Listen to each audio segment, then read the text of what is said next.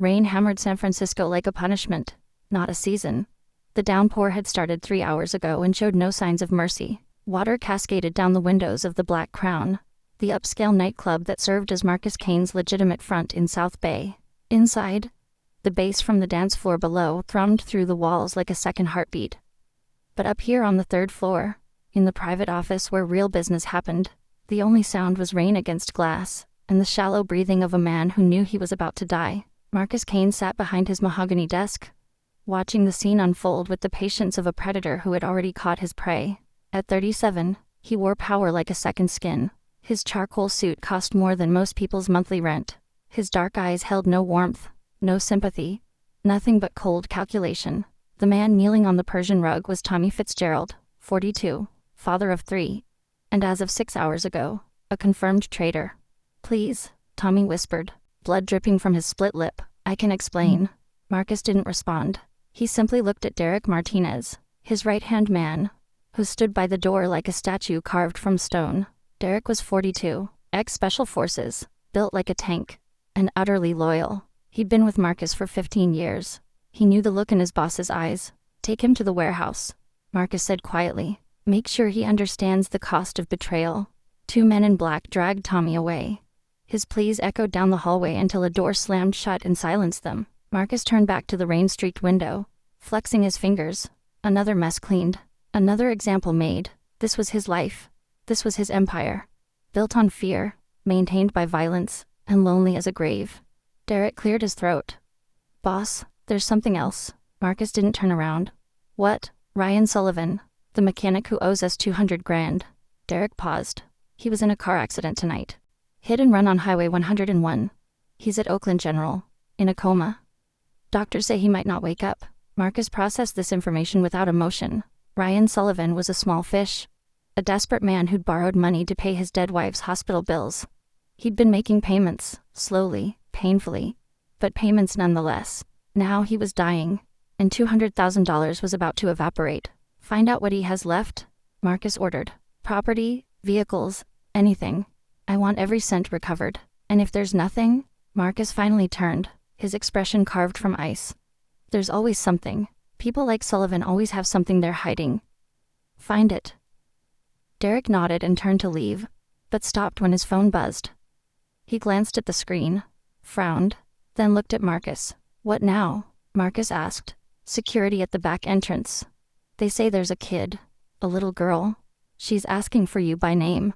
Marcus's eyebrows lifted slightly. In 15 years of running South Bay's underworld, many strange things had happened in this building, but a child asking for him by name at 11 o'clock on a rainy night was new. "A kid," he repeated flatly.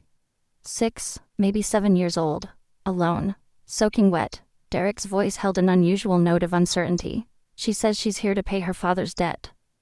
The words hung in the air like smoke. Marcus stood slowly, buttoning his jacket.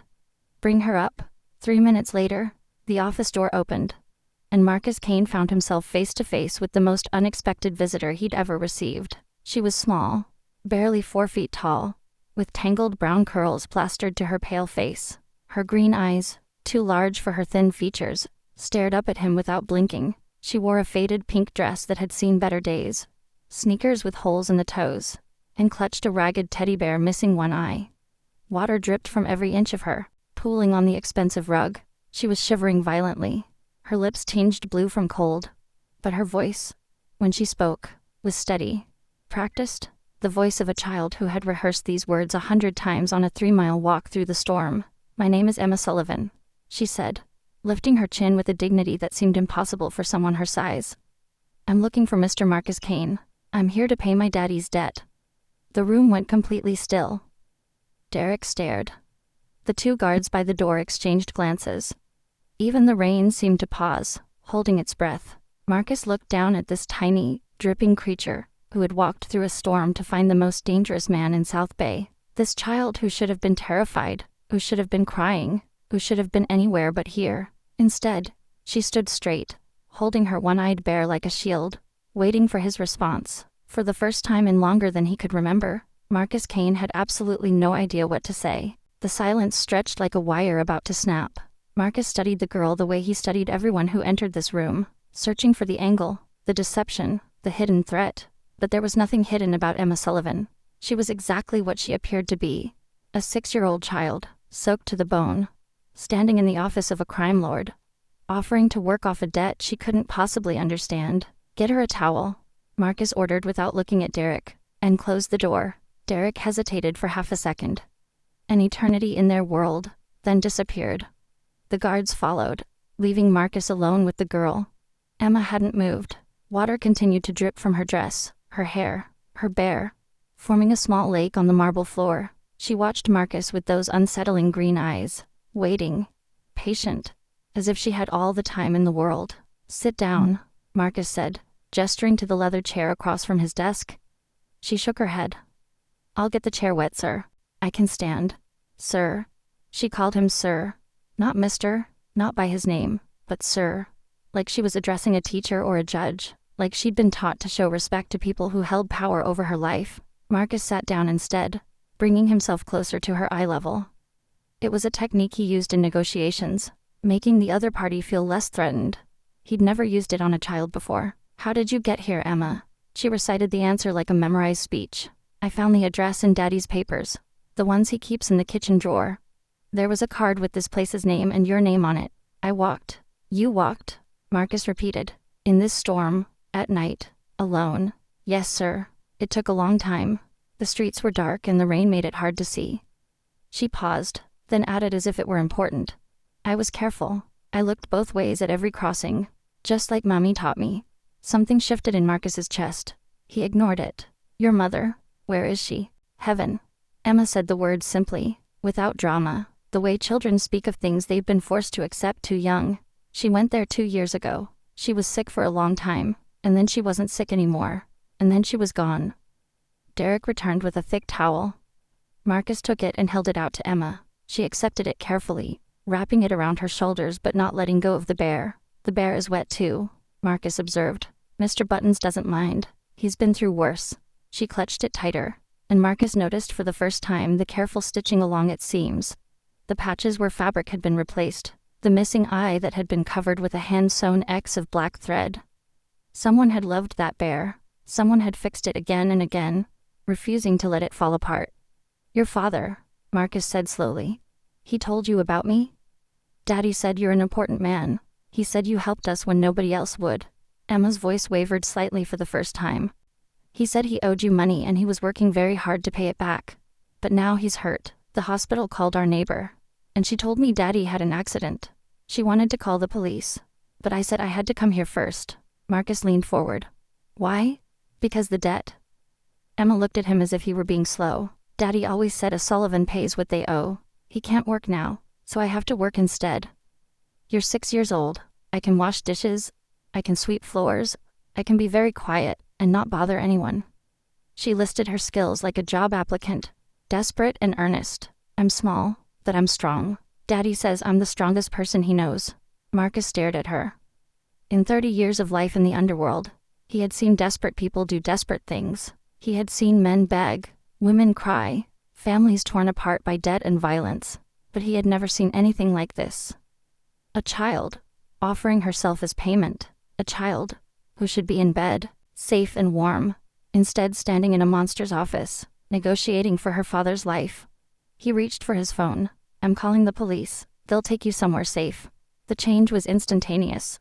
Emma's composure shattered like glass hitting concrete. Her eyes went wide. Her face drained of what little color remained. And for the first time, she looked exactly like what she was, a terrified little girl. "No," the word exploded from her, raw and desperate. "Please, please don't. They'll take me away. They'll put me somewhere and I won't be able to see Daddy." She stumbled forward, grabbing the edge of his desk with trembling hands. The towel fell to the floor. Mr. Buttons dangled from her grip. "Forgotten. I'll be good, I promise. I'll work so hard, you'll see. Just please don't call them. Please, please, please." Her voice broke into sobs. The first tears she'd allowed herself since walking into this nightmare. They cut tracks through the rainwater on her cheeks. And something about that sight, something about those tears, hit Marcus like a bullet to the chest. He froze, because suddenly he wasn't in his office anymore. He was 8 years old, standing in a police station that smelled like coffee and despair. He was watching his mother's back as she walked away. not once looking over her shoulder. He was hearing the social worker's voice, kind but clinical, explaining that he would be going somewhere safe. He was feeling, for the first time in his life, the absolute terror of being completely alone. Marcus set the phone down. Emma continued to cry, shoulders shaking, hands still gripping his desk like it was the only solid thing in a world that kept shifting beneath her feet. "They'll take me away," she whispered between sobs. "And then Daddy will wake up and I won't be there. He'll think I left him.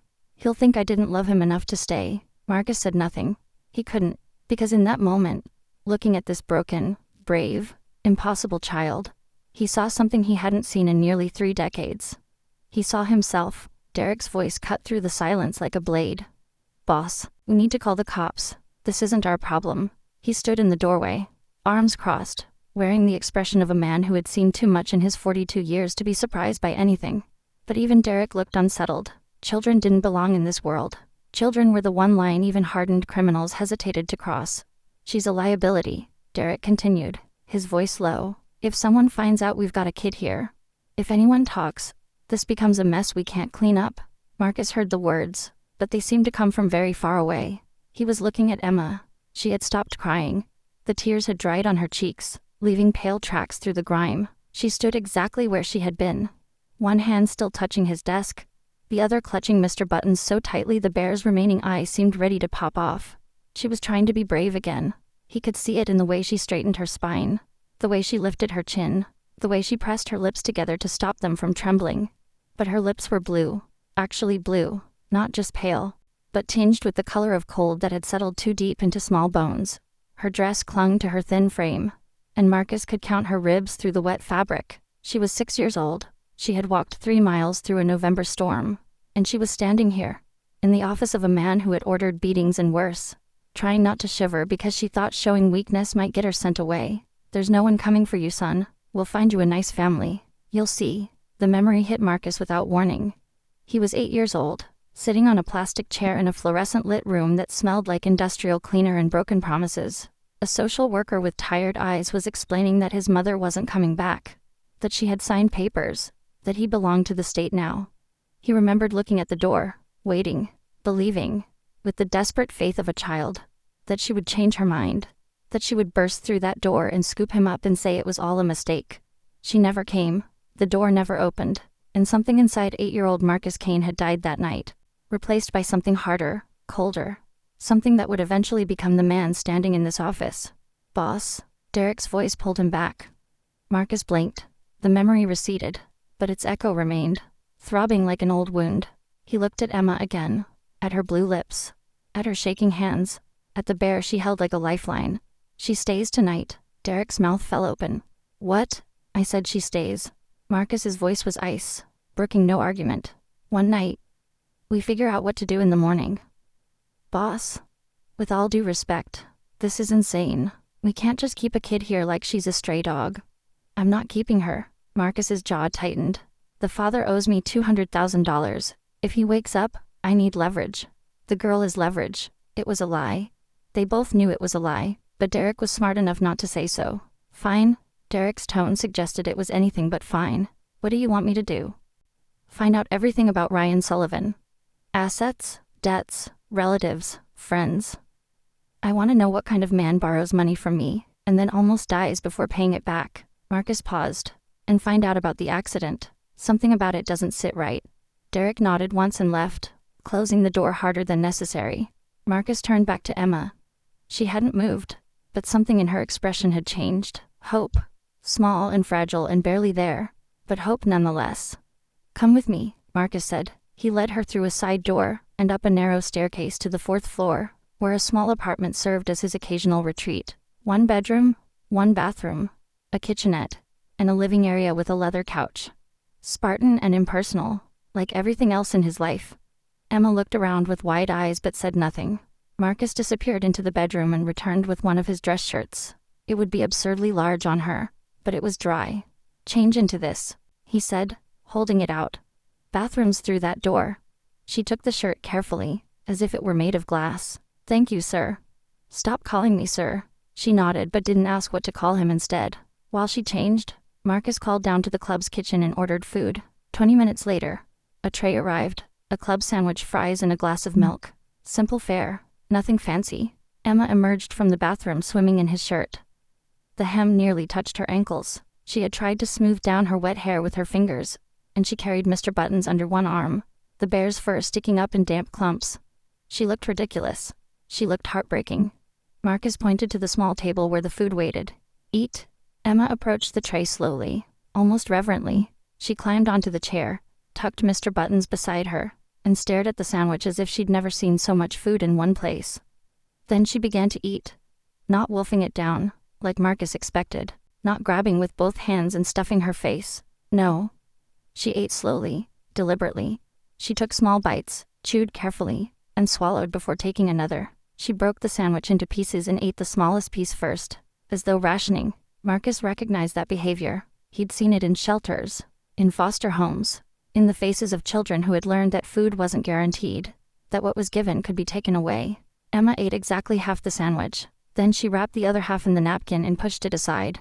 For later, she explained quietly, catching his stare, in case there isn't breakfast.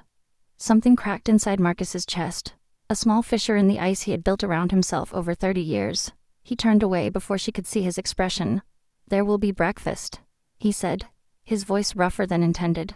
Eat the rest. She hesitated, then slowly unwrapped the sandwich and continued eating. When she finished, she wiped her hands carefully on the napkin, folded it into a neat square, and placed it beside the empty plate.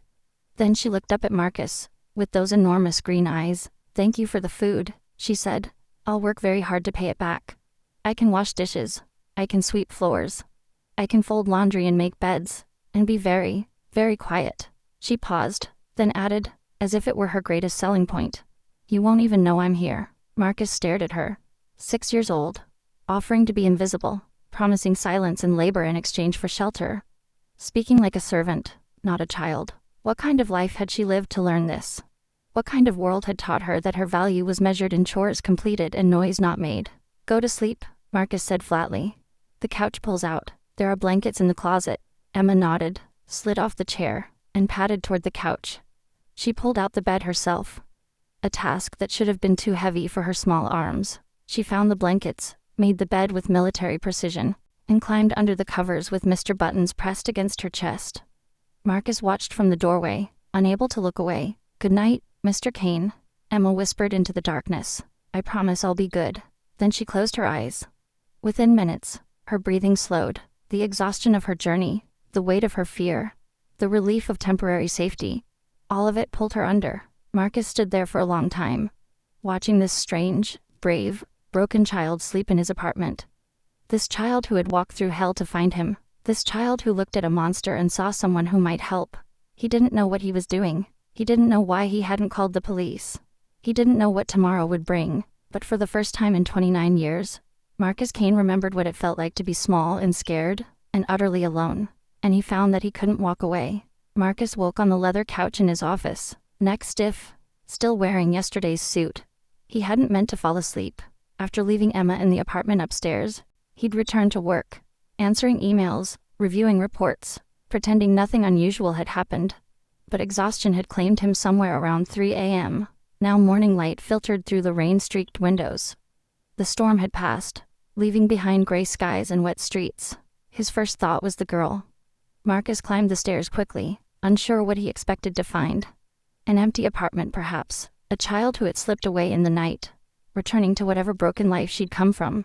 Instead, he found Emma already awake. She had made the pull-out bed with perfect corners, folded the blankets into a neat stack, and was now attempting to wipe down the kitchenette counter with a wet paper towel. Her movements were careful, methodical.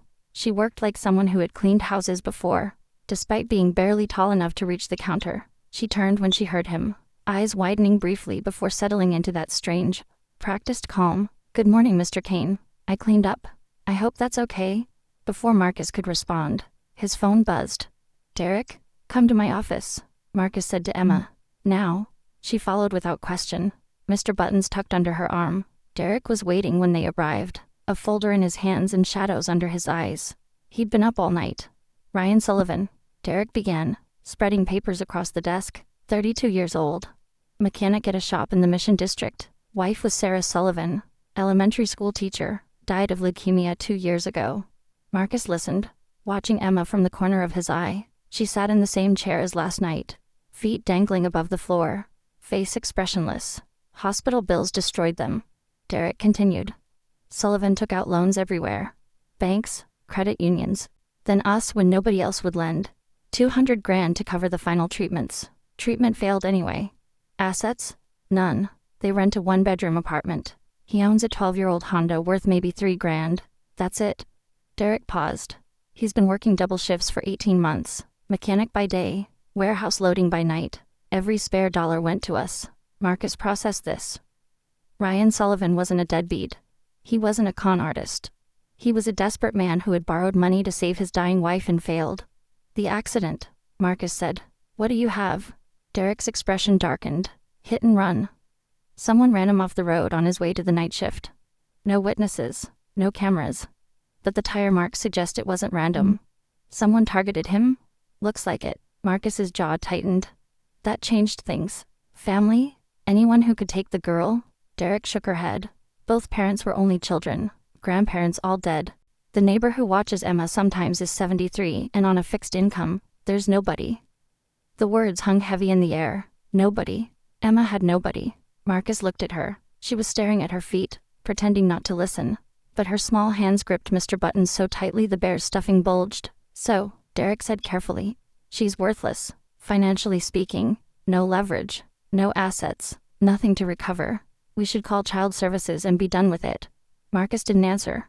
Instead, he watched Emma trying to disappear into the chair, making herself as small as possible. The same way he had made himself small in police stations and foster homes and strangers' houses, hoping that if he was quiet enough, invisible enough, they might let him stay. How long since you've been to school? Marcus asked her suddenly. Emma's head snapped up. She hadn't expected the question. She hesitated. A few weeks. Daddy needed help at home, and I didn't want to cause trouble. Trouble? Teachers ask questions. Her voice dropped to a whisper. About why my clothes are old. About why I'm tired. About where my mommy is. She clutched the bear tighter. If I don't go, they can't ask. 6 years old, skipping school to avoid questions that might tear her family apart. Derek cleared his throat. Boss, what do you want to do? Marcus stared at the papers on his desk. The debt, the accident, the girl with nobody. Ryan Sullivan owed him $200,000. Ryan Sullivan might never wake up. And his daughter, this impossible child who had walked through a storm to offer herself as payment, was now Marcus's problem. He should call the authorities. He should wash his hands of this entire mess. He should return to his life of clean violence and clear boundaries. But when he opened his mouth, different words came out. She stays. For now. Derek's eyes widened. Boss, I said. She stays. Marcus's tone ended the discussion. Until we know more about that accident. Until Sullivan wakes up or doesn't. She stays. Derek nodded slowly, recognizing an order he wouldn't be able to change. Emma looked up at Marcus with something fragile in her eyes. Not quite trust, not yet hope, but something close. Thank you, she whispered. Marcus turned away, unable to meet her gaze. He told himself this was strategy, leverage, business, but somewhere deep inside, in a place he'd buried long ago, he knew the truth was far more complicated. The decision came out of nowhere. Get the car, Marcus told Derek. We're going to Oakland General. Derek stared at him like he'd lost his mind. You want to take a kid to visit her comatose father? You, the boss of South Bay, walking into a hospital with a 6-year-old. I heard what I said. This is insane. People will see. People will talk. What's your explanation? Babysitting? Marcus fixed Derek with a look that had silenced far more dangerous men. The car. Now. 20 minutes later. They pulled into the hospital parking garage. Emma sat in the back seat. Mr. Button's on her lap, staring out the window with an expression far too serious for her age. She hadn't spoken since they left the club. Oakland General was a sprawling complex of beige buildings and fluorescent despair. The smell hit Marcus the moment they walked through the automatic doors. Antiseptic, industrial cleaner, the particular staleness of places where hope came to be tested. He hated hospitals. Always had. Emma walked beside him, her small hand occasionally brushing against his coat sleeve, but never quite holding on. She navigated the corridors like someone who had been here before, following signs to the ICU without needing directions. At the third-floor nurse's station, a tired woman in scrubs looked up. "We're here for Ryan Sullivan," Marcus said. "Room 312. The nurse checked her computer. "Family only." "I'm his daughter," Emma said quietly. The nurse's expression softened. She buzzed them through without another question. Room 312 was small and crammed with machines. Monitors beeped in steady rhythm. Tubes snaked from hanging bags into the still form on the bed. Ryan Sullivan looked nothing like the photo Derek had shown Marcus. In that picture, he'd been smiling, arm around Emma, at what looked like a birthday party. Now his face was swollen, bandaged, unrecognizable. He lay motionless, a breathing tube taped to his mouth. Emma stopped in the doorway. For a long moment, she simply stood there, staring at the broken man who was her entire world. Then she walked forward, climbed onto the chair beside the bed, and took her father's limp hand in both of hers. "Hi, Daddy." Her voice was steady, conversational, as if he might answer. "I'm okay. I found Mr. Kane, just like you said. He's helping me." She squeezed his fingers. "I'm working really hard, cleaning and being quiet and not causing trouble. You'd be proud of me." Marcus stood outside the door, unable to enter, unable to leave. "I miss you," Emma continued softly. "The apartment is really quiet without you. But I'm being brave, just like you taught me. I'm not crying." "Well, not much." She lifted Mr. Buttons and placed him against her father's arm. "Mr. Buttons is keeping you company. He'll protect you while I'm gone." A doctor appeared beside Marcus, clipboard in hand. Mid-50s, gray at the temples, wearing exhaustion like a second coat. "Are you family?" the doctor asked. "Close enough." "What's his situation?" The doctor said. "Severe traumatic brain injury, swelling that needs to be relieved surgically. Without the operation, he'll either die or remain in a permanent vegetative state. And with it, good chance of recovery, maybe 70%, but the surgery is expensive. We're talking $180,000, minimum. Mr. Sullivan has no insurance, no assets." Marcus said nothing. "We can keep him stable for another week," the doctor continued. "After that, if no arrangements are made, he'll be transferred to County General. The care there is," he paused diplomatically, "different, worse." Marcus translated, "Less specialized. His chances would decrease significantly." Inside the room, Emma was still talking to her father, describing the food she'd eaten last night, promising she would visit every day, telling him about the rain and the big building and the tall man who hadn't called the police. The doctor glanced at his clipboard. "The bills are already accumulating. Someone needs to make decisions soon." He walked away, leaving Marcus alone with the weight of what he'd heard. Movement caught his eye. Emma had turned in her chair and was looking directly at him through the glass. Her green eyes held no tears, no childish pleading, just a quiet, terrible understanding. She climbed down from the chair, kissed her father's bandaged forehead, and walked out to stand in front of Marcus. "How much money does Daddy need?" she asked. Her voice didn't waver, her hands didn't shake. She asked the question the way an adult would ask. Someone who understood that the world ran on dollars, and that love alone couldn't save anyone. "It's complicated," Marcus said. "How much?" He looked down at this impossible child, 6 years old, asking about surgery costs, ready to negotiate for her father's life. "More than you can imagine," he said finally. Emma nodded slowly, processing this. Then she reached up and took Marcus's hand. Her fingers were tiny against his palm, cold and slightly trembling despite her brave face. "I'll work harder," she whispered. "However long it takes, I'll pay it all back. Just please don't let my daddy die." Marcus stood frozen in the hospital corridor, a child's hand in his, the beeping of life support machines echoing in his ears. He had built an empire on debt and fear. He had collected from hundreds of desperate people without a moment's hesitation. But standing here, holding the hand of a girl who had nothing left to offer, he realized he had no idea how to collect this debt, or if he even wanted to. They were halfway to the elevator when she appeared. A woman in her mid-40s stepped directly into their path, blocking the corridor with the confidence of someone who had faced far worse than a man in an expensive suit. She wore a gray blazer over a simple blouse, her black hair pulled back in a severe bun. A hospital ID badge hung from her neck, but it wasn't a medical credential. San Francisco Department of Child Services, Vera Chen, senior social worker. "Mr. Kane," she said. Not a question. Marcus stopped. Beside him, Emma went very still. "The hospital called me," Vera continued, her dark eyes sweeping from Marcus to Emma and back. "They reported a minor visiting an incapacitated parent with no legal guardian present. The attending nurse mentioned you. She pulled out a small notebook. I'd like to ask some questions. Derek shifted behind them, one hand moving instinctively toward his jacket. Marcus gave an almost imperceptible shake of his head. Not here. Not now. Of course, Marcus said smoothly. How can I help? Vera's gaze sharpened. She wasn't fooled by charm. What is your relationship to this child? I'm a family friend. A sponsor, you might say. Sponsor? Vera wrote something down. And how long have you known the Sullivan family? Long enough to step in when they needed help. That's not an answer. It's the only one I have. They stared at each other. Two predators recognizing a worthy opponent. Vera Chen wasn't the type to back down from intimidation. Her job put her face to face with abusers, criminals, and desperate people every day. One well-dressed man didn't impress her. Emma, Vera said, crouching to eye level with the girl. Do you know this man? Emma glanced up at Marcus, then back at Vera. He's helping us. He's nice. Nice. Vera's expression remained neutral. Has he hurt you? Scared you? No, ma'am. Do you feel safe with him? Emma hesitated, not because she was afraid, Marcus realized, but because she was thinking carefully about her answer. Safer than being alone, she said finally. Something flickered in Vera's eyes. Understanding, perhaps, or pity. She straightened and faced Marcus again. Here's the situation. Ryan Sullivan is incapacitated with no designated guardian for his daughter. The neighbor who was watching Emma has already informed us she can't take long-term responsibility. What does that mean? It means we have 2 weeks.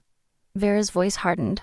If Mr. Sullivan doesn't regain consciousness and designate a legal guardian, or if no suitable family member comes forward, Emma will be placed into foster care.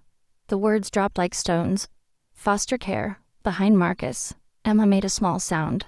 A gasp. Barely audible, as if someone had struck her. That won't be necessary, Marcus said. I'm handling things. With all due respect, Mr. Kane, handling things isn't a legal arrangement. This child needs documentation. She needs stability. She needs her father to wake up, which may not happen. Vera didn't soften the blow. I've seen cases like this before. Parents who never recover. Children left in limbo. The system exists to protect kids like Emma. The system. Marcus's voice dropped to ice. I know all about the system. Vera studied him for a long moment. Something shifted in her expression. Curiosity mixed with wariness. I'll be conducting a home visit within the week, she said, handing him a business card. Wherever Emma is staying, I need to see it. If conditions are unsuitable, I'll expedite placement immediately. She looked down at Emma one more time. If you need help, sweetheart, you can call me anytime. The number's on that card. She pressed a second card into Emma's small hand. Anytime at all. Then she walked past them, heels clicking on the linoleum, disappearing around the corner. The elevator ride down was silent. The walk through the lobby was silent. They didn't speak until they were in the car, Derek pulling out of the parking structure into the gray afternoon light. Emma sat in the back seat, staring at the card in her hands. Her fingers trembled slightly. What's foster care? She asked quietly. Marcus didn't turn around. It's where children go when their parents can't take care of them. Like an orphanage, sometimes. Sometimes they stay with other families. Strange families. Her voice shrank. People I don't know. Yes. The car turned onto the highway. Rain began to spatter the windshield again, light and gray and endless. Emma was quiet for so long that Marcus thought she might have fallen asleep. Then her voice came, small and broken. Mummy said before she went to heaven. She said Daddy would always protect me. She made him promise. A trembling breath. But if Daddy doesn't wake up. She trailed off, unable to finish. Marcus looked at her through the rearview mirror. She was clutching Mr. Buttons against her chest, rocking slightly, staring out the window at the rain. I don't want to go anywhere, she whispered. I'll be good. I'll be so good. I promise I won't cause trouble. I'll be quiet and clean and work hard. Her voice cracked. Please don't let them take me away. She wasn't talking to Marcus. She wasn't talking to anyone. She was praying to a universe that had already taken her mother, broken her father, and left her with nothing but a one-eyed bear and a stranger's reluctant protection. Marcus stared straight ahead, jaw clenched so tight his teeth ached. 2 weeks, 14 days to save a man he barely knew, protect a child he had no claim to, and somehow keep his own world from collapsing in on itself. He didn't know if it was possible, but for the first time in years, Marcus Kane found himself wanting to try. The club was no place for a child. Marcus realized this as they drove through the city, Vera Chen's warning still ringing in his ears. The black crown was smoke, alcohol, and violence. Keeping Emma there invited disaster. Take us to Russian Hill, he told Derek. My place. Derek's eyebrows rose, but he asked nothing. He simply turned north. Marcus's penthouse occupied the top floor of a renovated Victorian. Floor-to-ceiling windows framed the bay and the Golden Gate Bridge. Italian marble floors. Custom furniture in blacks and grays. Original artwork chosen by a decorator he'd met once. Everything beautiful. Everything expensive. Everything cold. Emma stepped out of the elevator slowly, worn sneakers squeaking on polished stone. She surveyed the vast space without expression. No gasp, no wonder, nothing. Where do I sleep? She asked. I can sleep anywhere. A corner is fine. A corner, like a stray being allowed indoors. The living room for now, Marcus said, pointing to the leather sectional. I'll arrange something better. Emma nodded and walked to the sofa with careful steps. She placed Mr. Buttons on a cushion, smoothed his fur, then sat beside him with hands folded in her lap. She looked impossibly small. A sparrow in a museum. Marcus called Nadia, his property manager, and gave brief instructions. A child, 6 years old. Clothes, supplies, food, whatever children need. No questions. Nadia arrived within the hour, tall and sharp-eyed, her Russian accent subtle after years in America. She took one look at Emma, then at Marcus, shock barely concealed. This is Emma, Marcus said. She's staying temporarily. Take care of her. Nadia approached the girl slowly. Hello, little one. Are you hungry? Emma looked at Marcus for permission. Go with her, he said. They disappeared into the kitchen, and silence reclaimed the penthouse. Marcus retreated to his study. Reports needed reviewing. Decisions needed making. But concentration eluded him. He read the same paragraph repeatedly, absorbing nothing. At 11 o'clock, he descended the stairs. The living room was dim, lit only by city glow through the windows. Emma lay on the sofa under a blanket. Mr. Buttons clutched to her chest. She was crying in her sleep. Tears streamed down her face. Her small body shuddered with silent sobs. Her lips moved, forming words barely audible. Marcus stepped closer. Daddy, please wake up. I'm scared. Her voice broke, dissolving into a whimper. He stood frozen, watching this child weep for a father who couldn't answer. He should comfort her, wake her, something, but he didn't know how. No one had ever comforted him. So Marcus Kane, who commanded an empire of fear, simply stood in the darkness, watching, unable to help, unable to walk away. Marcus woke at 6, earlier than usual. He descended the stairs, expecting to find Emma still asleep, curled under the blanket where he'd left her. Instead, he found chaos. She had pushed the coffee table aside and was on her knees, scrubbing the marble floor with a soaking wet dishcloth. Water pooled everywhere, spreading in uneven streaks across the stone. Nearby, the sofa cushions had been arranged with military precision. The blanket was folded into a perfect square. Mr. Buttons sat propped against a pillow like a sentinel. Emma looked up when she heard his footsteps. Her face was flushed with effort, her borrowed shirt damp with sweat and water. Good morning, Mr. Kane. She stood quickly, holding the dripping cloth. I've been working. I swept the kitchen and wiped the counters and made the bed. She gestured at the sofa. What else can I do today? Marcus stared at the puddles spreading across his expensive floor. You flooded the living room. Emma's face crumpled with panic. I'm sorry. I'll fix it. I just wanted to clean properly, but the cloth was too wet, and I couldn't find a mop. And stop. Marcus raised a hand. It's fine. It's just water. She didn't look convinced. Her eyes darted around, searching for something else to clean, some way to prove her worth. The doorbell saved them both. Nadia entered, carrying shopping bags overflowing with clothes, toys, and supplies. She took one look at the wet floor and raised an eyebrow at Marcus. The child is industrious, she observed dryly. Too industrious. Marcus turned to Emma. Nadia brought you new clothes. Go change.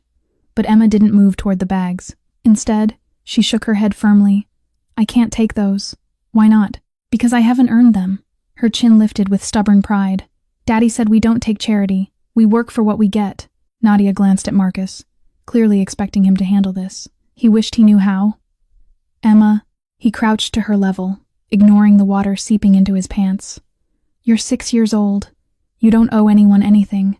But Daddy owes you money.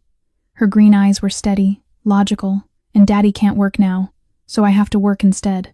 That's how debts work. That's not how it works with children. Why not? Because children don't have debts. But I do. She said it simply, as if stating an obvious fact. Daddy always said Sullivans keep their promises. He promised to pay you back. I'm a Sullivan. Marcus felt something twist in his chest. This child had absorbed the weight of adult responsibility like a sponge. She had learned to measure her worth in labor, to equate love with usefulness. What kind of life taught a 6-year-old that existing wasn't enough? He needed a different approach. All right, he said slowly. Let's make a deal. Emma's eyes sharpened with interest. Deals she understood. Your job, Marcus continued, is to eat 3 meals a day, sleep 8 hours. Let Nadia take care of you. That's your work. She frowned. That's not real work. It is to me. Those are your tasks. Complete them, and we're even for the day. Emma considered this, her small brow furrowed in thought. He could almost see her calculating, weighing the offer against her rigid code of fairness. Every day? She asked. Every day. And that counts? That pays the debt? Part of it. She chewed her lip, then slowly nodded. Okay, but I can still help clean. And fold my own blankets. That's acceptable. And wash my own dishes. Fine. Emma extended her small hand, wet and slightly grimy from her cleaning efforts. Deal, Mr. Kane. Marcus looked at that tiny hand, then clasped it gently in his own. Her fingers were cold, fragile, but her grip was surprisingly firm. Deal. Nadia watched the exchange with an unreadable expression. When Emma finally accepted the shopping bags and disappeared into the bathroom to change, she turned to Marcus. You know this is insane, she said quietly. Yes. You're keeping a child, in your home. A child who thinks she's your employee. I'm aware. What happens when social services comes? When her father dies? When I don't know? Marcus cut her off. I don't know any of it. But right now, she's here. And right now, that's enough. Nadia studied him for a long moment. Whatever she saw made her nod slowly. I'll clean the floor, she said, and teach her how to use a mop properly. If she's going to work, she should at least do it right. She walked away, leaving Marcus standing in his flooded living room, wondering how a 6-year-old had managed to turn his entire world upside down in less than 48 hours. The phone rang at noon. Marcus glanced at the screen and felt something tighten in his chest. A name he hadn't seen in months, a voice he both craved and dreaded. Father Thomas O'Brien. He answered on the 3rd ring. Father, Marcus. The old priest's voice was warm, rough with age but still carrying the quiet authority that had once saved a broken boy's life. I hear you've acquired a house guest. News traveled fast in the underworld, even to those who stood outside it. Word spreads, Marcus said flatly. Word always spreads, especially when Marcus Kane starts playing guardian angel. A pause. Tell me about the girl. Marcus walked to the window, looking out at the city below. Her name is Emma. Her father owes me money. He's in a coma. She showed up at the club offering to work off his debt. And you kept her. Temporarily. Father Thomas made a sound that might have been a laugh or a sigh. You forget how well I know you, son. Nothing you do is temporary. Marcus said nothing. Below him, the city continued its endless motion, indifferent to the conversation happening above it. You know why I'm calling, Father Thomas continued. You know what I'm going to ask. Don't. Why are you keeping her, Marcus? Is it about the debt, or is it about something else? The question cut deeper than any blade. Marcus closed his eyes, and suddenly he was 7 years old again, standing at a Greyhound station in Oakland, clutching a backpack with everything he owned, watching his mother's retreating back as she walked toward a bus that would take her to a new life. A life without the burden of a child she'd never wanted. She hadn't looked back. Not once. I waited for 3 hours, Marcus heard himself say, the words escaping before he could stop them. I thought she'd come back.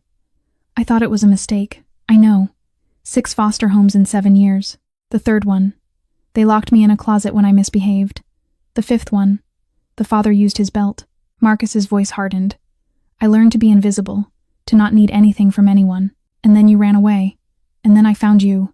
Silence stretched between them, filled with memories neither needed to speak aloud. Father Thomas's church in the Tenderloin, where a 14-year-old runaway had stumbled in during a rainstorm, half-starved and fully feral. The priest who had offered food without conditions, shelter without questions, kindness without expectation. Father Thomas had taught Marcus to read properly, to think, to believe that survival didn't have to mean cruelty. And then Marcus had left anyway, choosing a different path, a darker one. You see yourself in her? Father Thomas said quietly. That's why you can't let go. Maybe. That's not an answer. It's the only one I have. Father Thomas sighed. Then hear me, Marcus. If you're going to keep this child, Keep her as a person, not as leverage, not as a project, not as a way to redeem your own past. His voice sharpened. She's not a second chance for you. She's a human being who needs stability and love. Can you give her that? Marcus didn't answer. He didn't know. Think about it, Father Thomas said, and call me when you figure it out. My door is always open, even for stubborn fools who think they've outgrown God. The line went dead. Marcus stood motionless, phone still pressed to his ear, staring at nothing. Can you give her that? He lowered the phone and walked downstairs. Emma was in the living room, lying on her stomach on the floor, surrounded by colored pencils Nadia must have bought. She was drawing with intense concentration, tongue poking out slightly as she worked. What are you making? Marcus asked. She looked up, startled, then relaxed. A picture. For Daddy. So he has something nice to look at when he wakes up? She held up the paper. 3 figures, drawn in the unsteady hand of a child. On the left, a man lying in a bed, surrounded by what might have been machines or flowers. In the middle, a small girl with brown curls and a teddy bear. On the right, a tall figure in a dark coat, standing watch. Marcus's throat tightened. Who's the tall one? Emma looked at him as if the answer were obvious. That's you, she said. You're standing next to us, keeping guard. She returned to her drawing, adding more detail to the tall figure, giving him something that might have been a smile. Marcus watched her work. Father Thomas's words echoing in his skull. If you're going to keep her as a person. He didn't know if he could. He didn't know if he knew how. But looking at that picture, at the crude figure standing protective watch over a broken family, Marcus realized something terrifying. He wanted to try. 2 days later, they returned to Oakland General. The news was worse. Dr. Hendricks met them in the ICU hallway, his face grave. The swelling has increased. We've reached a critical point. Without surgery in the next 48 hours, the damage will be irreversible. Meaning? Marcus asked. Meaning he'll either die or never wake up. There's no middle ground anymore. Emma stood beside Marcus, clutching Mr. Buttons with both hands. She had heard everything. She always heard everything. Can we see him? She asked quietly. Dr. Hendricks nodded and led them to room 312. Ryan Sullivan looked worse than before. His skin had taken on a grayish pallor. The machines beeped faster, more urgently. The breathing tube hissed with mechanical rhythm. Emma climbed onto the chair beside the bed, just as she had before. But this time, she reached into her small backpack and pulled out a worn paperback book. The cover was faded. The spine cracked from countless readings. Daddy used to read this to me, she explained to no one in particular. Every night before bed. It's about a bunny who runs away, but his mommy always finds him. She opened to the first page and began to read aloud. Her small voice, steady despite the trembling of her hands. Once there was a little bunny who wanted to run away. Marcus stepped back into the hallway, unable to watch. Derek found him there 10 minutes later. Boss. Derek's voice was low, urgent. We need to talk. Not now. Yes, now. Derek glanced around, ensuring privacy. You've been gone for 2 days. People are asking questions. The Kozlov shipment at the pier is delayed. 3 of our guys got picked up by SFPD last night, and Tony Marchetti wants to renegotiate his territory agreement. The words washed over Marcus like noise from another world. 2 days ago, these problems would have demanded his immediate attention. Territory disputes, police interference, business complications. Now they felt distant, irrelevant. Handle it, Marcus said. I can't handle everything. That's not how this works. Derek stepped closer. You built this empire, boss. But empires need kings. You disappear, and the wolves start circling. Through the window, Marcus could see Emma still reading. Her voice was muffled by the glass, but he could see her lips moving, telling her unconscious father about bunnies and mothers who never stopped searching. I used to be alone. Emma had told him that morning, but I got used to it. 6 years old, used to being alone. Boss? Derek pressed. What do you want me to do? Marcus turned to face him. The Kozlov shipment can wait. Tell Tony Marchetti I'll meet him next week. And call Santino about the guys who got picked up. And you? I have something to finish here. Derek stared at him for a long moment. Something shifting behind his eyes. Not judgment. Something closer to wonder. Understood, he said finally, and walked away. Marcus waited until Derek disappeared into the elevator. Then he walked to room 312. Emma looked up from her book. Is everything okay? I heard you talking. Everything's fine. You have to go to work, don't you? She closed the book carefully, marking her place with a bent corner. It's okay. I can stay here alone. The nurses are nice. They let me have juice boxes. She said it matter-of-factly. No complaint. No plea. Just acceptance. She was 6 years old, and she had already learned that being left behind was normal. Marcus looked at her, then at Ryan Sullivan, fading away in his hospital bed, then back at Emma. This impossible child who had walked through a storm to find a monster and somehow saw a protector instead. "Wait here," he said. He walked to the financial services office on the second floor. A tired woman behind the desk looked up as he approached. "I need to speak with someone about Ryan Sullivan's account," Marcus said. "Room 312. The woman typed something into her computer. "Are you family? I'm the one paying his bills." She blinked, then pulled up the file. The outstanding balance for Mr. Sullivan's care, including the recommended surgery and projected recovery costs, comes to $182,000. Marcus pulled out his checkbook. He wrote the amount without hesitation. $182,000. More money than Ryan Sullivan would earn in years of double shifts. He signed his name and slid the check across the desk. "Schedule the surgery," he said. "Today." The woman stared at the check, then at Marcus, her mouth opening and closing without sound. Marcus didn't wait for a response. He turned and walked back to room 312, where Emma was reading about bunnies again, her voice filling the sterile room with something that almost sounded like hope. He had just paid a small fortune to save a man who owed him money. A man he had never met. A man whose only value was that his daughter had looked at Marcus Kane and seen someone worth trusting. Father Thomas's words echoed in his mind. "If you're going to keep her as a person." Maybe this was how it started, not with grand gestures or noble intentions. News spread through the organization like wildfire. Marcus Kane had paid $182,000 to save a debtor, not to collect, not to leverage, just to save. The whispers started within hours. "He's going soft," someone muttered in a gambling den. "Lost his edge," said another in a dockside warehouse. Derek brought the reports 3 days later. "It's bad, boss." 2 collection runs came up short. The debtors laughed at our guys. Actually laughed. Names? Vincent Caruso and the Dempsey brothers. They think you've gone soft. In Marcus's world, perception was everything. One act of mercy. And wolves smelled blood. Set up a meeting. Tonight. Every captain. Every lieutenant. The problem was Nadia. Her mother had fallen ill in Sacramento. She'd left that morning, which meant no one to watch Emma. At 11 that night, Marcus walked into the Black Crown's meeting room with a 6-year-old at his side. 12 hard men stared at Emma like she was an alien species. She seemed entirely unimpressed, clutching Mr. Buttons and her drawing supplies. "Sit there." Marcus pointed to a corner chair. "Draw. Don't speak." "Yes, Mr. Kane." She settled in and began drawing as if surrounded by criminals was perfectly normal. Marcus turned to the table, letting the cold mask slide into place. "I understand some of you have questions about my decisions." His voice dropped to ice. "Let me be clear. What I do with my money is my business. Anyone who thinks otherwise can discuss it with Derek privately." No one volunteered. The meeting continued for an hour. Marcus handled each item with brutal efficiency, occasionally glancing at Emma, drawing quietly in the corner. As the men filed out, a young enforcer named Jackie Trent muttered to someone nearby. "Boss is busy playing daddy. Who's watching out for us?" Marcus heard. He said nothing. Derek heard too. The next morning, Derek reported that Jackie had developed a sudden understanding of proper respect. On the drive home, Emma broke the silence. "Those men were scared of you." "Why?" Marcus considered his answer. "Some people only understand fear. They won't do right unless they're afraid of consequences." Emma thought about this. "Daddy wasn't scared of you. He told Mrs. Patterson, you were dangerous. But you kept your word. He said that was rare." She hugged Mr. Buttons.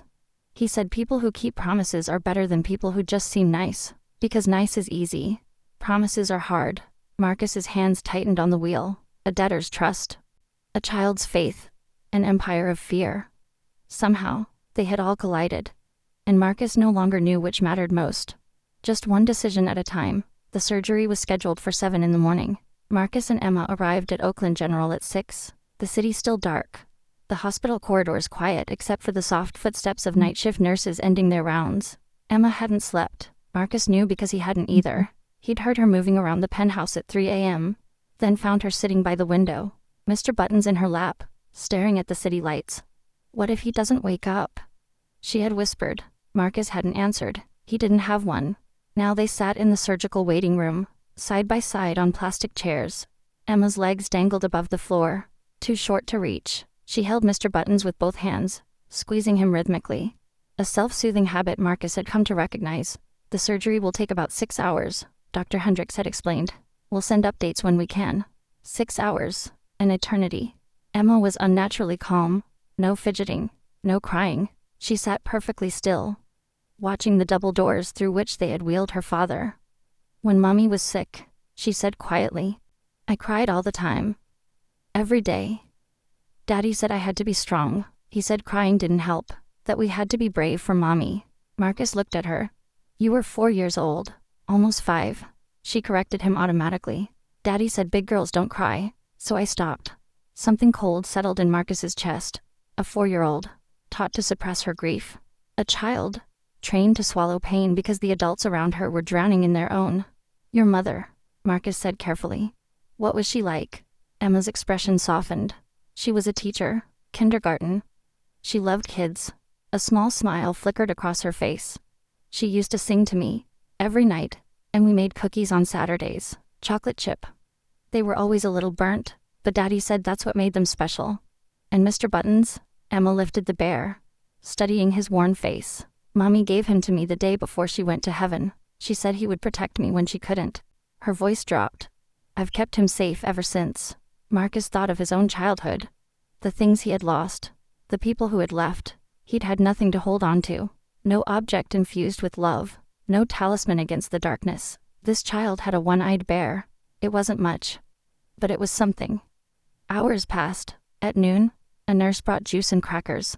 Emma ate automatically, without interest. At 2, Dr. Hendricks sent word. Surgery progressing well. No complications. At 4, Emma finally fell asleep, her head drooping sideways until it rested against Marcus's arm. He froze, unsure what to do. She was touching him, trusting him enough to let her guard down. He didn't move, didn't breathe, just sat there. This killer, this criminal, this man who had ordered violence without flinching, letting a 6-year-old girl sleep against his shoulder. Her weight was nothing. A feather, a whisper, and yet it pressed against his heart like a stone. At 6:15, the double doors opened. Dr. Hendricks emerged, surgical cap still on, exhaustion lining his face. But he was smiling. Emma jerked awake instantly, scrambling to her feet. The surgery was successful, Dr. Hendricks said. We relieved the pressure on his brain. There's still a long road ahead, but he's stable. He has a real chance now. Emma stared at him, processing the words. Daddy's going to be okay. He's going to need time. Weeks, maybe months of recovery. But yes, I believe he'll wake up. For a moment, nothing happened. Then Emma's face crumpled.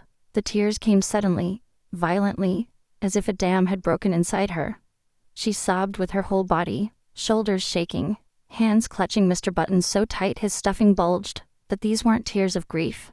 They were tears of relief, of release, of a 6-year-old finally allowed to feel something other than fear.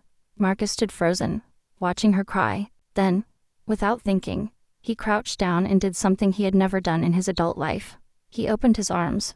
Emma crashed into him, burying her face against his chest, her small body heaving with sobs. He wrapped his arms around her awkwardly, unsure of the pressure, unsure of everything. But he held on, and for the first time, she let someone hold her back. The days began to blur together, each one softer than the last. On day 3 after the surgery, Marcus took Emma to a bookstore. He'd intended to buy her something simple, a coloring book perhaps, something to keep her occupied. Instead, she wandered straight to the nature section and emerged with an armful of books about animals. This one has whales, she explained, showing him a thick volume clearly meant for older readers. And this one has wolves. Did you know wolves mate for life? Marcus bought all 7 books. He didn't know why. On day 5, something shifted. Emma stopped calling him Mr. Kane. Mr. Marcus, she said at breakfast. Can I have more orange juice, please? It was a small change. Tiny, but it felt enormous. Nadia noticed too. She's settling in, she told Marcus one evening while Emma practiced writing letters at the kitchen table. She asked if she could help me cook tomorrow. What did you say? I said yes. Children need to feel useful. Nadia paused. She's not like other 6-year-olds, is she? No, she wasn't. Marcus discovered just how different on day 8, when he found Emma reading one of her animal books aloud, not stumbling through simple words, but reading fluently, navigating sentences meant for children 3 or 4 years older. Where did you learn to read like that? He asked. Emma looked up. Mommy was a teacher. She taught me early. She said reading was magic. It lets you go anywhere, even when you're stuck. Stuck? In a tiny apartment. With a dying mother and a desperate father. Books had been her escape, her window to a bigger world. Marcus understood that. He'd discovered the same thing in Father Thomas's church. Devouring every book the priest owned. Hungry for something beyond the violence that surrounded him. The changes in himself were harder to notice. He started leaving the Black Crown earlier, making excuses that fooled no one. He checked Nadia's texts about Emma before reading Derek's reports about business. He stopped smoking cigars in the penthouse because Emma had coughed once and looked at him with watery eyes. You're different, Derek observed one afternoon. I'm the same. No. Derek shook his head slowly. You're not. And I'm not sure that's a bad thing. On day 12, Vera Chen arrived for her second inspection. She walked through the penthouse with sharp eyes, noting the children's books stacked neatly on the coffee table, the drawings taped to the refrigerator, the small pink toothbrush in the bathroom. This is unexpected, she admitted, watching Emma show Nadia how to fold napkins into swans. When we first met, I had concerns. And now? Vera's expression remained guarded. Now I have different concerns. Emma seems well cared for, but this arrangement isn't legal. If Mr. Sullivan doesn't regain full capacity soon, we'll need official documentation, guardianship papers, something binding. How soon? Weeks? Maybe less? She handed him another card. I'm not your enemy, Mr. Kane. I just want what's best for the child. After she left, Emma approached Marcus shyly. She held something behind her back. I made this for you. She produced a piece of paper, folded carefully in half. Marcus opened it. 3 figures, drawn in crayon. On the left, a man lying in a hospital bed, smiling now instead of unconscious. In the middle, a small girl with brown curls, holding a teddy bear. On the right, a tall man in a dark suit. Above the figures, in Emma's careful handwriting, was one word: family. That's Daddy when he wakes up, Emma explained, pointing. That's me, and that's you. Marcus stared at the drawing. You put me in your family? Emma looked at him like he was being foolish. You're family now, Mr. Marcus. She said it simply, as obvious as gravity. You stayed. That's what family does. She returned to the kitchen, leaving Marcus holding a piece of paper that weighed more than anything he'd ever carried. Family. He'd never had one, never wanted one. But looking at that drawing, at the 3 figures standing together, Marcus realized something terrifying. He was starting to want this one. The call came on a Tuesday morning. Mr. Sullivan is awake, Dr. Hendricks said. He's asking for his daughter. Marcus broke every speed limit getting to the hospital. Emma sat in the back seat, vibrating with barely contained energy. She hadn't spoken a word since hearing the news, but her grip on Mr. Buttons had loosened for the first time in weeks. Hope did that, Marcus realized. It made people relax muscles they didn't know they were clenching. At Oakland General, they walked quickly through familiar corridors.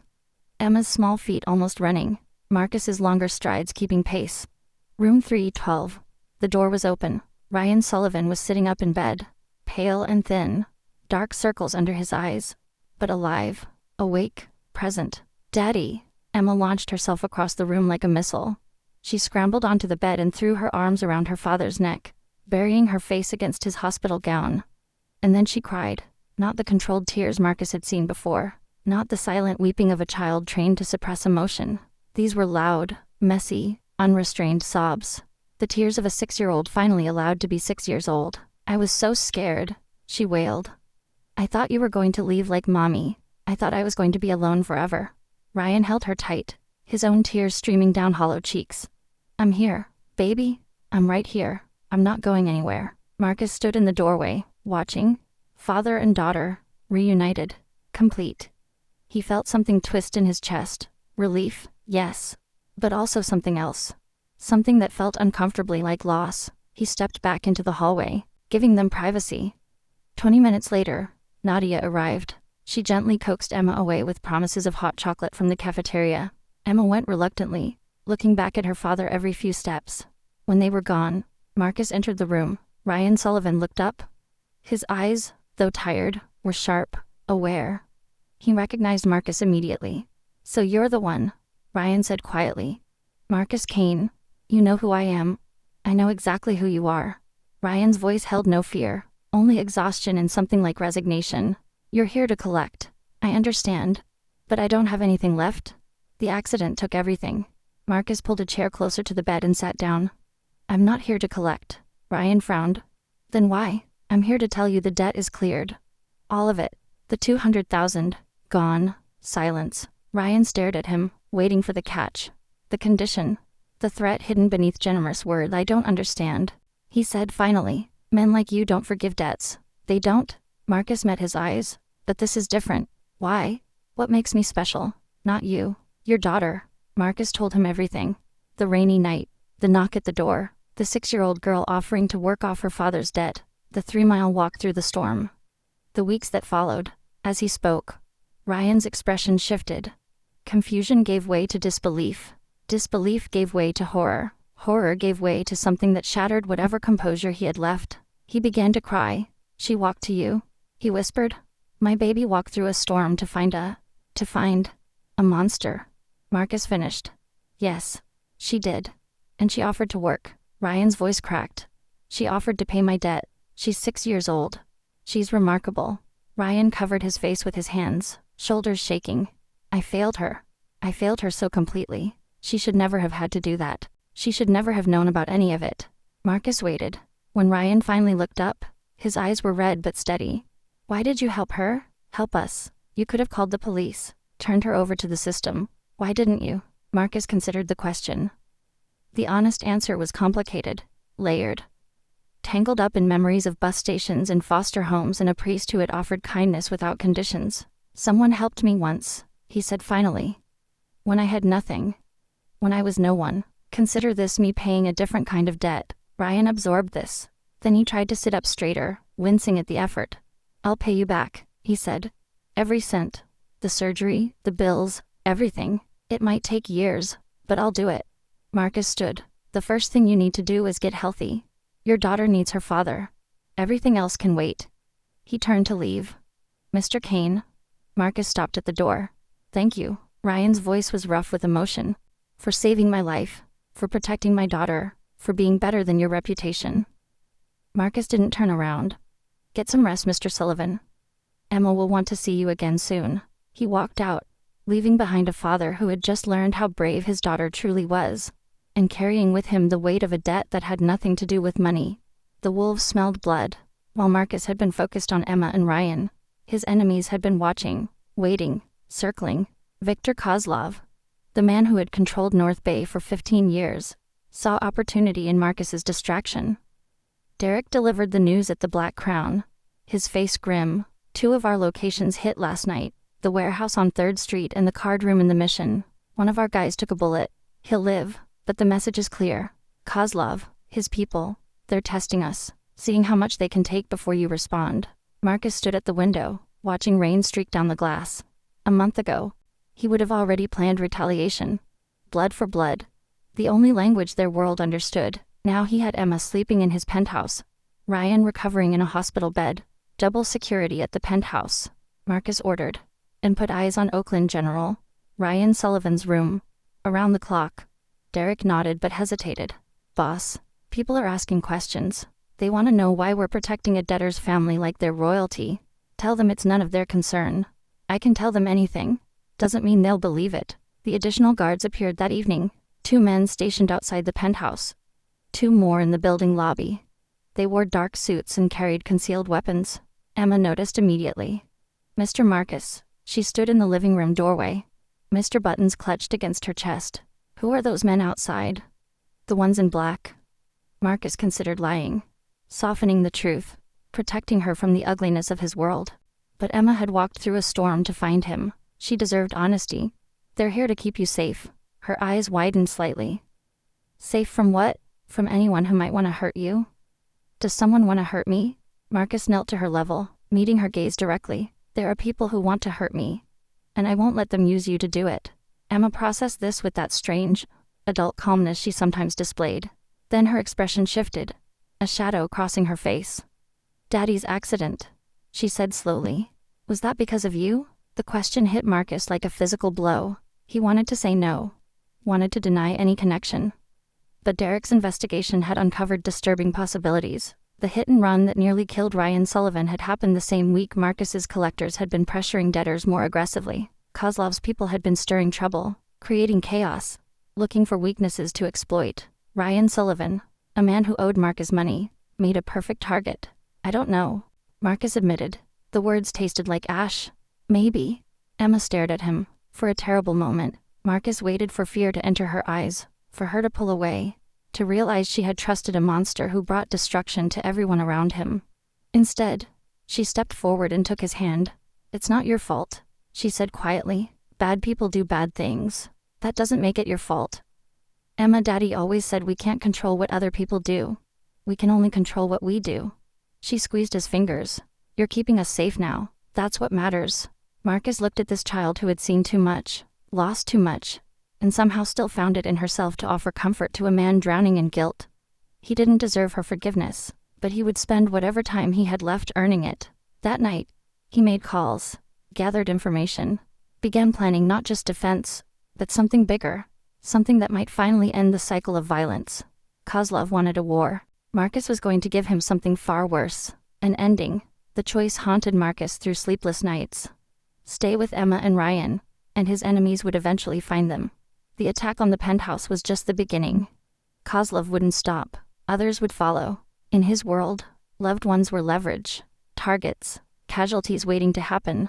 Leave, and they would be safe. Protected by his absence, free from the violence that followed him like a shadow. But leaving meant breaking every unspoken promise he had made, every moment of trust Emma had offered, every fragile thread of connection they had built. He needed guidance. He needed the only person who had ever seen past his armor. Father Thomas's church stood in the Tenderloin, unchanged after all these years. Crumbling stone, faded stained glass, a sanctuary for the broken and the lost. Marcus found the priest in the garden, tending roses that had no business blooming in November. I wondered when you'd come, Father Thomas said without turning around. I need advice. You need absolution. But advice I can offer. The old man straightened, wiping soil from his hands. Tell me. Marcus told him everything. Kozlov. The attack, the impossible choice between presence and protection. Father Thomas listened without interruption. When Marcus finished, the priest was quiet for a long moment. You cannot continue living two lives, Marcus. Eventually, you must choose. If I stop, they won't let me walk away. I know too much. I've done too much. And if you don't stop? Marcus said nothing. The answer was obvious. More violence, more blood, and eventually, that violence would touch the people he was trying to protect. Is there another way? Father Thomas asked gently. Not all paths lead through darkness. Some lead out of it. Marcus thought of Derek's loyalty, of the information locked in his head, of the FBI agent who had approached him 3 years ago, offering immunity in exchange for testimony. He had laughed in the man's face then. Now the idea didn't seem so absurd. He drove back to Russian Hill as evening painted the city gold and purple. The penthouse was quiet. Nadia had taken the night off, and Emma was supposed to be in bed. Instead, he found her standing at the floor-to-ceiling windows, small silhouette against the vast cityscape. Mr. Buttons dangled from one hand.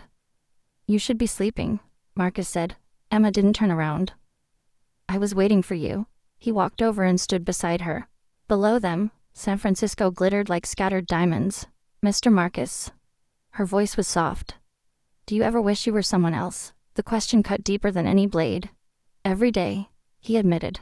Emma finally looked up at him, her green eyes reflecting the city lights.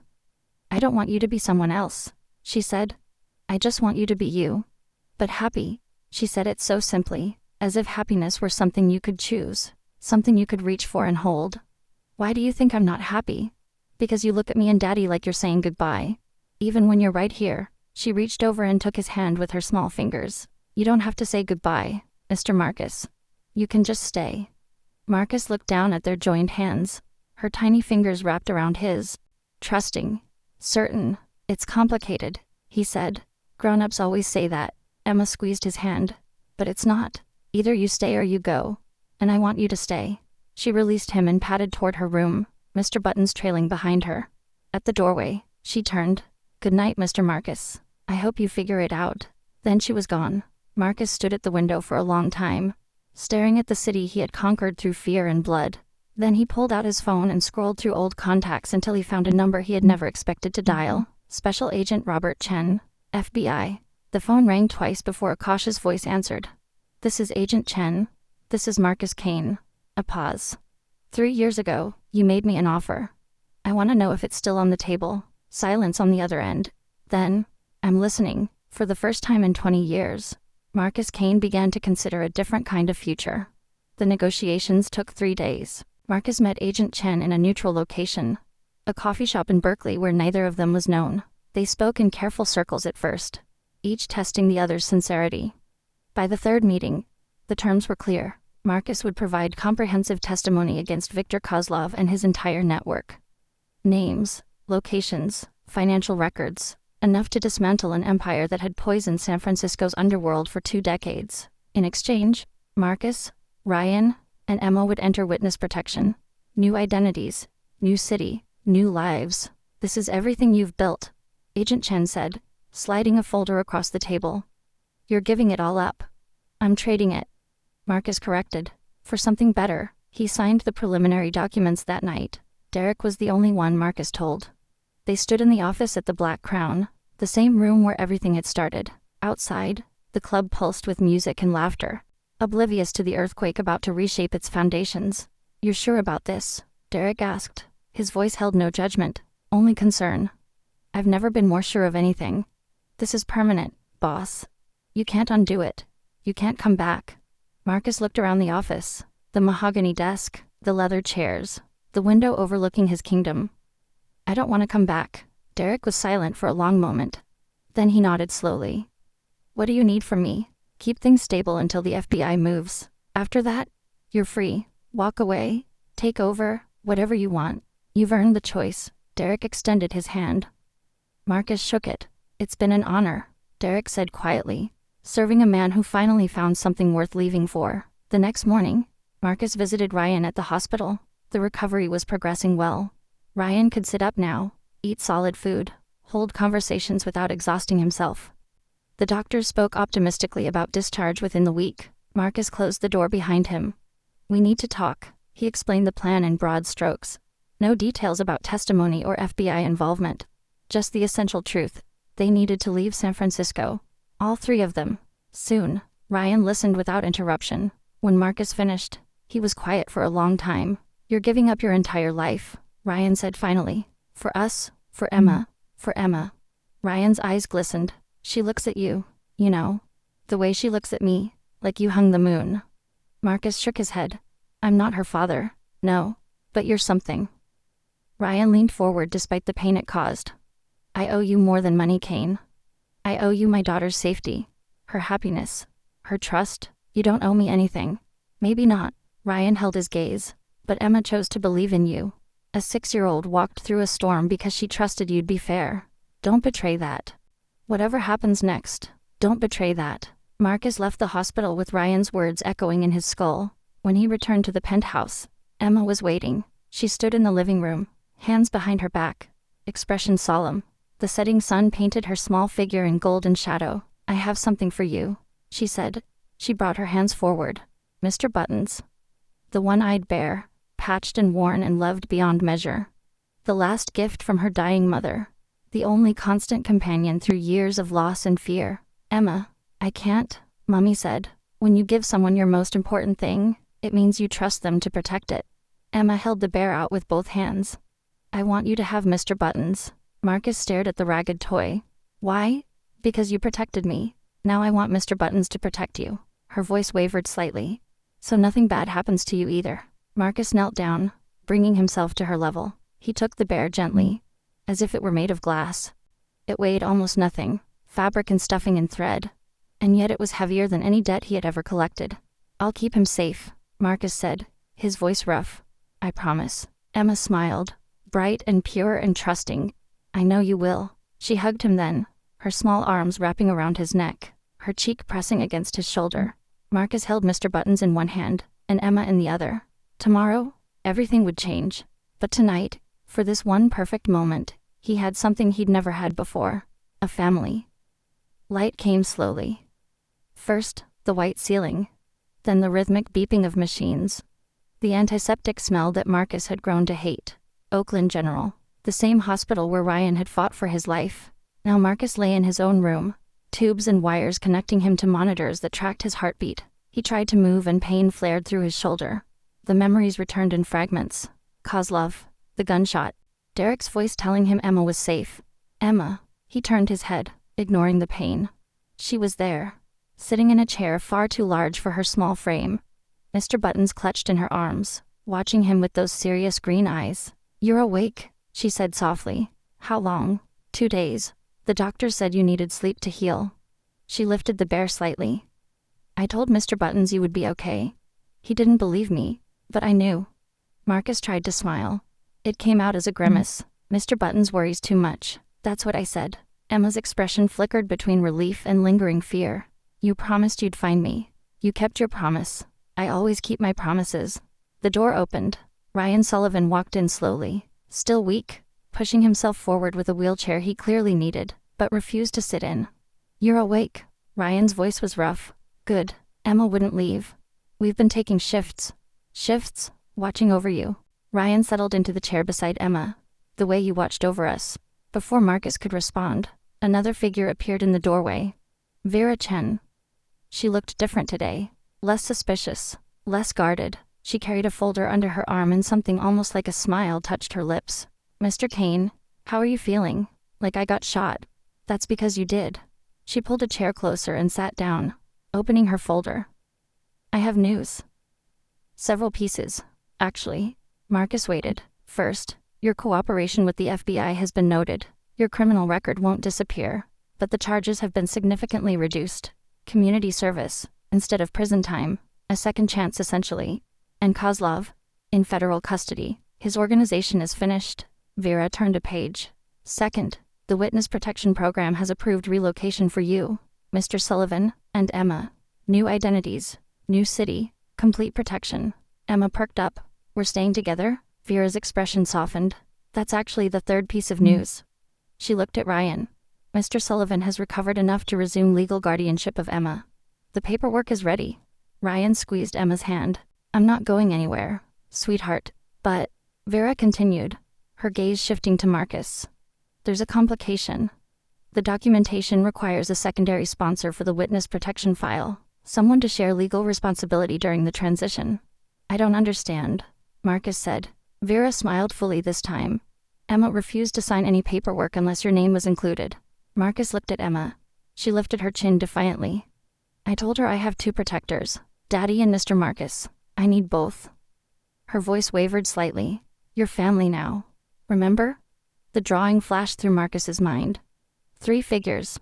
The word family written above them in crayon. He looked at Ryan. Ryan met his gaze steadily. "She chose you. Before I even woke up. She chose you. I'd be a fool to argue with my daughter." "I'm not," Marcus started. "You saved my life." Ryan interrupted. "You saved hers. You gave up everything to protect us." He paused. "You're more than family. You're the reason we have one." Vera slid the papers across the bedside table. A pen followed. "Mr. Kane, your signature, please." Marcus stared at the documents. Legal words, official stamps, a line waiting for his name, one signature, and he would be bound to these people forever, responsible for a child who had walked through a storm to find him, connected to a man who had forgiven debts larger than money. Emma reached over and placed her small hand on his. "Please, Mr. Marcus." He picked up the pen. His hand trembled slightly as he signed. Blood loss, he told himself. Nothing more. But when Emma squealed with joy and threw her arms around him, when Ryan nodded with tears in his eyes, when Vera gathered the papers with quiet satisfaction, Marcus knew the truth. He wasn't trembling from weakness. He was trembling because, for the first time in 37 years, Marcus Kane finally had something worth holding on to. The Pacific Ocean stretched endless and blue beneath the Oregon sky. Cannon Beach was a small town, the kind where everyone knew their neighbors and strangers were greeted with curious smiles, rather than suspicious stares. The perfect place to disappear. The perfect place to begin again. 1 year had passed since that night at the Black Crown. Ryan Sullivan, now Ryan Mitchell according to his new documents, stood in the garage he owned on Main Street. His hands were stained with motor oil, his back no longer ached, and his smile came easily these days. The business was small but steady. Locals brought their cars for repairs. Tourists stopped by when their vehicles broke down on the coastal highway. He had employees now. A routine. A life. Emma turned 7 in the spring. She attended 2nd grade at Cannon Beach Elementary. where she had made 3 best friends and discovered a passion for marine biology. Mr. Buttons still lived on her bed, but he no longer traveled everywhere with her. Some nights, she even slept without holding him. She laughed now. Real laughter. The sound of a child who had finally been given permission to be a child. And Marcus Kane, who no longer existed on paper, had become Michael Torres. He worked as the financial director for a nonprofit organization called Second Chances, which helped foster children transition to independent living. The irony wasn't lost on him.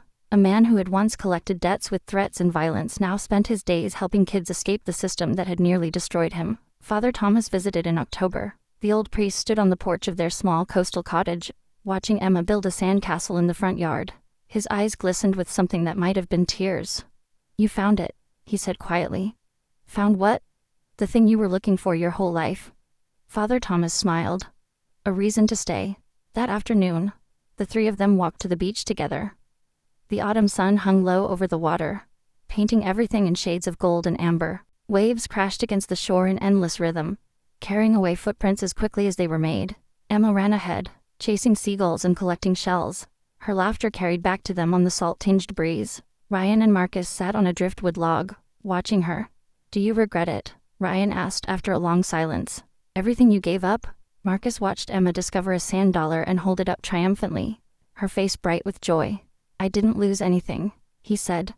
"I just finally paid a debt I owed myself for a very long time." Ryan nodded slowly, understanding without needing explanation. "Daddy, Mr. Marcus." Emma's voice rang out across the beach. "Come look, I found something amazing." She ran toward them, sand flying from her bare feet, each hand reaching for one of theirs. Marcus took her left hand, Ryan took her right. Together, the 3 of them walked toward the water's edge, where the waves whispered secrets, and the horizon promised tomorrow. From behind, they looked like any other family. A father, a daughter, an uncle, or perhaps a second father. 3 people connected not by blood, but by something stronger, by choice, by the decision to stay when leaving would have been easier. As the sun sank lower, their shadows stretched long across the sand, merging into one. A family forged not from obligation, but from love. And in that moment, watching Emma splash in the shallow waves while Ryan laughed at something she said, Marcus understood the truth that had taken him 37 years to learn. Sometimes, the greatest debt isn't what you collect, it's what you give away. And that's where our story ends, dear friends. But before we say goodbye, let me ask you something. Have you ever met someone who changed your life completely? Someone who walked into your world unexpected and showed you a different way to live? Maybe a child who taught you patience, a stranger who showed you kindness, a friend who stayed when everyone else left. Emma walked through a storm to find a monster and saw a protector instead. Marcus built walls around his heart for 30 years. And a 6-year-old girl with a one-eyed teddy bear brought them all crashing down. This story reminds us that family isn't always about blood. Sometimes it's about who shows up, who stays, who chooses you when they have every reason to walk away. It reminds us that the hardest hearts can still learn to love, that the deepest wounds can still heal, that second chances exist for those brave enough to take them. We would love to hear from you. Did this story touch your heart? Did it remind you of someone in your life? Please share your thoughts in the comments below. Tell us about the people who became your family by choice. Tell us about the storms you've walked through and the unexpected angels who helped you find shelter.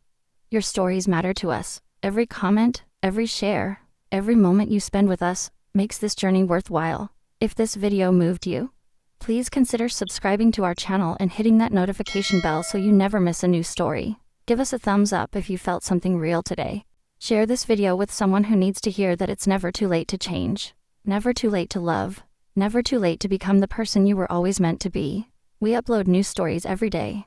Stories designed to touch your heart, inspire your soul, and remind you of the beautiful possibilities that exist in this world. From the bottom of our hearts, thank you for being here. Thank you for listening. Thank you for being part of our family. We wish you good health, happiness, and peace in your daily life. May you find your own second chances. May you recognize the angels walking among you, and may you always have the courage to stay when it matters most. Take care of yourselves and each other. Goodbye for now, and we'll see you in the next video.